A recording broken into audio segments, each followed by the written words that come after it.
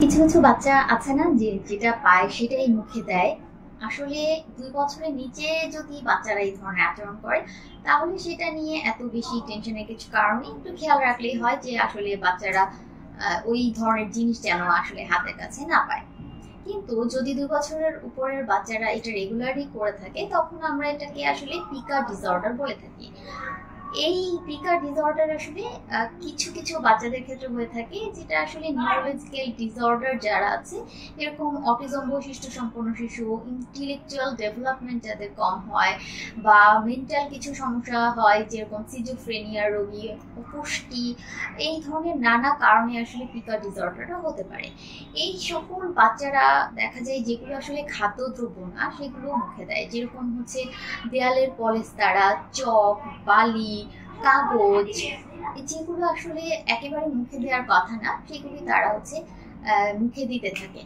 এই জায়গাটায় আসলে একটু খেয়াল করতে হবে, কারণ বাচ্চা তো এই নোংরা জিনিসগুলো আসলে যখন গ্রহণ করতে থাকবে তার নানা ধরনের সমস্যা হতে পারে। তার মধ্যে গাট ডিস্টারবেন্স বা বাউল মুভমেন্টটা তখন কিন্তু মারাত্মকভাবে ক্ষতিগ্রস্ত হয়। অর্থাৎ তার নানা ধরনের রোগ হতে পারে, ডায়রিয়া হতে পারে, কোষ্ঠকাঠিন্য হতে পারে, বমি ভাব হতে পারে, অ্যাসিডিটির মতো নানা ধরনের সমস্যা কিন্তু তখন তৈরি হতে পারে। এখন যদি আপনার বাচ্চার এই ধরনের সমস্যা হয়ে থাকে তখন এটার পরিপ্রেক্ষিতে যেই সমস্যাগুলো হয় সেটা কমানোর জন্য আসলে আগে খেয়াল করতে হবে। অবশ্যই একজন চাইল্ড নিউরোলজিস্ট, শিশু বিশেষজ্ঞর কাছে যেতে হবে। তার দেয়া যদি এক্সরে দেয় সেই এক্সরেটা করতে হবে, মেডিকেশন বা যে ট্রিটমেন্ট সেই ট্রিটমেন্টে অবশ্যই কিন্তু যেতে হবে। আর বাচ্চার হাতের নাগালে এই ধরনের জিনিসগুলো রাখা যাবে না।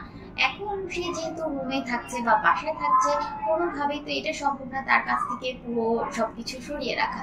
এই জন্য আসলে বাচ্চার ট্রিটমেন্ট যখন চলছে এই সময়টাতে বাচ্চাকে অবজার্ভ করতে হবে যেন ওই নোংরা জিনিসগুলো আসলে গ্রহণ না করে ফেলে।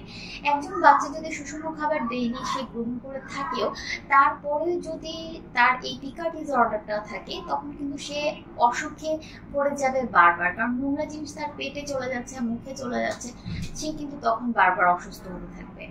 আর এটা নিয়ে আসলে অনেক বেশি ভয়ের কারণ নেই, 1 মাসের মতো থাকে। আর এর বেশি থাকলে যেটা বললাম অবশ্যই চিকিৎসকের পরামর্শ নিতে হবে।